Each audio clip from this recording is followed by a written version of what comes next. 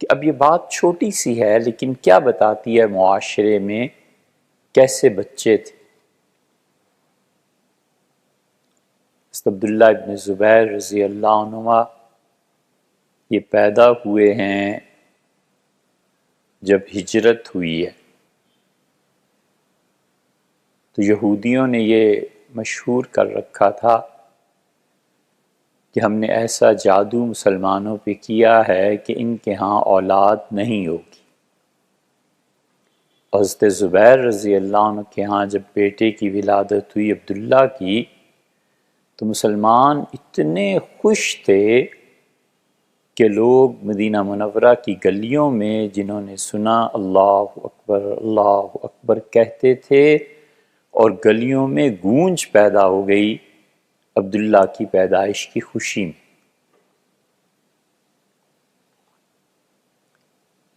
اس لیے جب عبداللہ ابن زبیر رضی اللہ عنہما شہید ہوئے ہیں تو حجاج ابن یوسف ان لوگوں نے اپنی فتح پہ اللہ اکبر کہا، اور یہ عبداللہ ابن عمر رضی اللہ عنہما نے سنا، اور انہوں نے کہا کہ عبداللہ کی شہادت پر جن لوگوں نے تکبیر اللہ اکبر کے الفاظ کہے، اس کی پیدائش پر کہنے والے ان سے کہیں زیادہ اچھے اور بہتر لوگ تھے۔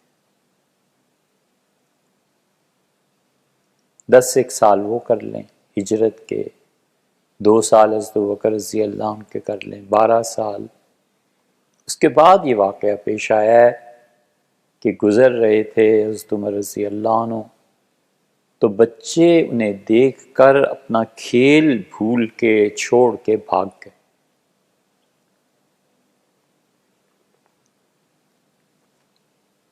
سیدنا عمر رضی اللہ عنہ کہتے تھے کہ جب میں گزرا ہوں تو بچوں کو میں نے دیکھا بھاگ گئے، اور یہ عبداللہ ابن زبیر کھڑے رہے، تو میں رک گیا،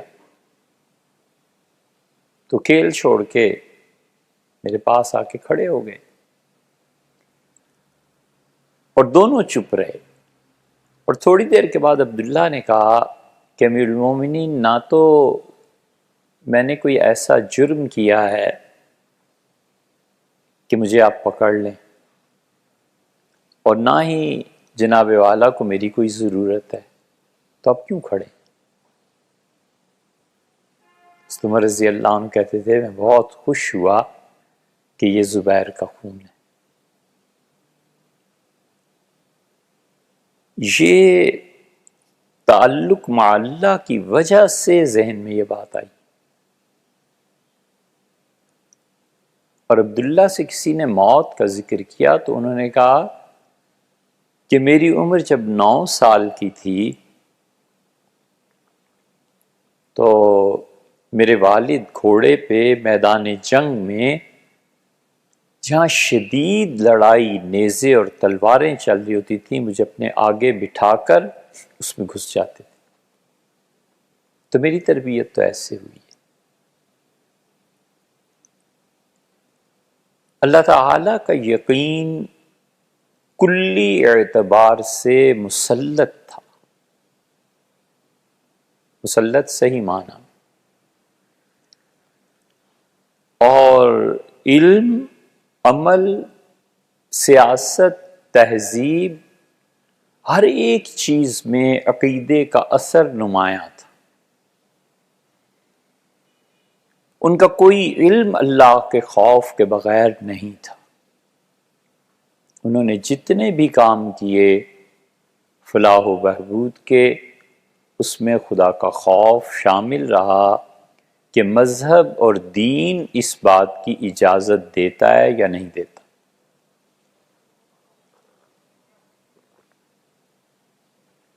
عمل، اس میں تو خدا کا خوف لرزا دیتا تھا لوگوں کو۔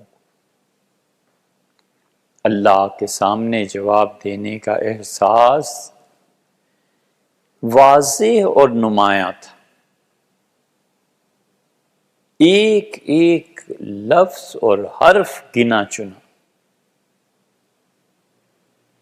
اور اس بنیاد پر جو تہذیب اٹھ رہی تھی اس پہ عقیدے کی چھاپ تھی،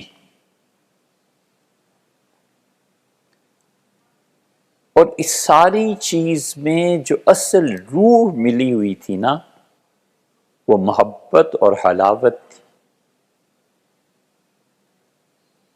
یہ تھی اصل بات کہ معاشرہ نفرتوں کی بنیاد پر مرتب نہیں ہوا تھا، خوف کی بنیاد پر مرتب نہیں ہوا تھا۔ یہ جو معاشرے جیسے ہمارا، وہ جو بچے خوف کی بنیاد پر اٹھتے ہیں اور نفرت کی بنیاد پر اٹھتے ہیں، اگر خدا 80 سال کی عمر بھی اس بچے کو دینا تو موت سے پہلے سانس میں بھی وہ اس نفرت اور خوف کے اثر سے باہر نہیں نکل سکتا۔ خوف ہوتا ہے، نفرتیں، اور وہ ایسی رچی بسی ہوتی ہیں نفرتیں کہ اس کو کسی چیز کو پازیٹیو طریقے پہ سوچنے کی کوئی دور دور تک رمق نہیں ہوتی۔ نفرتوں کی بنیاد پر اور خوف کی بنیاد پر معاشرے بنتے ہیں،